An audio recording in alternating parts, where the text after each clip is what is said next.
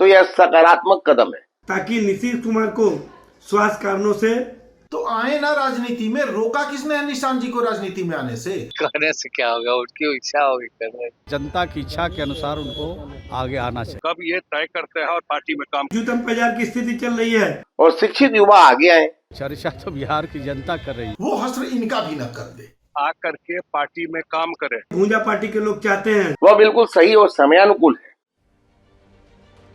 मुख्यमंत्री नीतीश कुमार के बेटे निशांत कुमार के राजनीति में आने की चर्चा फिर से शुरू हो गई है। खबर ये आ रही है कि खरमास के बाद शुभ मुहूर्त में निशांत की एंट्री हो सकती है। इसके पहले बीते 6 दिसंबर को चुनाव में बड़ी जीत हासिल करने के बाद एक और मुख्यमंत्री नीतीश कुमार पहली बार जेडीयू के प्रदेश कार्यालय आए, तो दूसरी ओर पटना एयरपोर्ट पर जेडीयू के कार्यकारी अध्यक्ष संजय झा ने ऐलान किया कि पार्टी के अंदर सभी लोगों की यही इच्छा है। पार्टी के लोग, अब पार्टी के शुभचिंतक, पार्टी के समर्थक, अब पार्टी के सब लोग चाहते हैं कि अब आ करके पार्टी में काम करें। हम सब लोग चाहते हैं। अब इन्हीं को फैसला लेना है कि कब ये तय करते हैं और पार्टी में काम करते हैं। लेकिन यही सवाल जब निशांत से पूछा गया तो वो हंसकर टाल गए। क्या कहिएगा?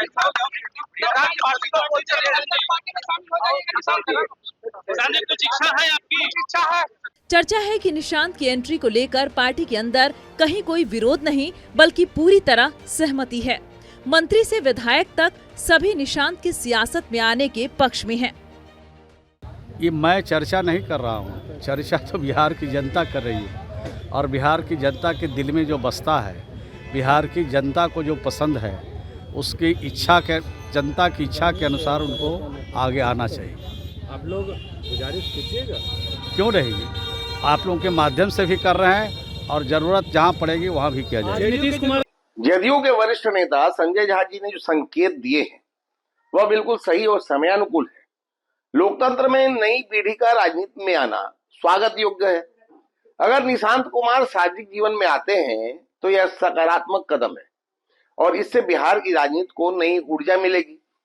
भाजपा इस सोच का समर्थन करती है कि योग्य और शिक्षित युवा आगे आए।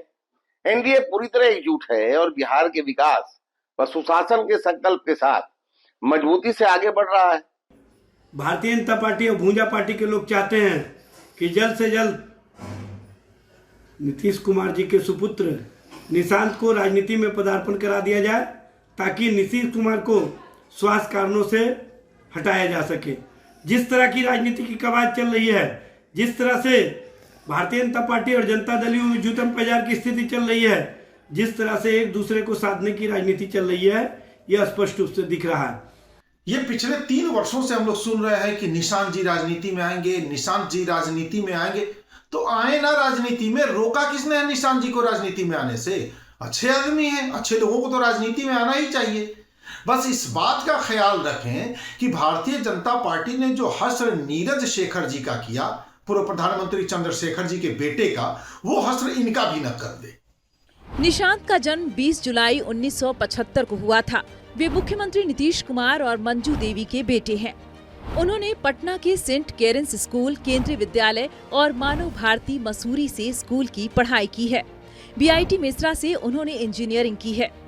2007 में मां की मौत के बाद निशांत गहरे तौर पर आध्यात्म से जुड़ गए। हालिया चुनाव में उनकी नालंदा के हरनौत से लड़ने की चर्चा भी हुई थी। भतीजे को लेकर क्या कहेंगे? उनको आना चाहिए राजनीति में? आना चाहिए, जब उनकी इच्छा होगी चले आएंगे। शादी को लेकर कहते नहीं है अब तक कुछ? अरे कहने से क्या होगा, उनकी इच्छा होगी करने।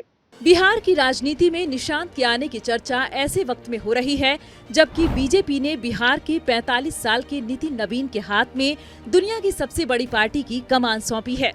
बिहार में नेता प्रतिपक्ष तेजस्वी यादव 36 के हैं, हम के संतोष सुमन 50 के और एलजेपीआर के प्रमुख चिराग पासवान 43 के हैं। ऐसे वक्त में पार्टी के अंदर एक खेमा मानता है कि 74 साल के नीतीश कुमार के सियासी वारिस के तौर पर 50 के निशांत के जेडीयू में आने का यही सही वक्त है। निशांत की एंट्री के साथ ही कई अहम सवाल भी सामने आ गए हैं। क्या निशांत के राजनीति में आने के बाद नीतीश कुमार रिटायर हो जाएंगे? क्या वे मुख्यमंत्री का पद छोड़ देंगे?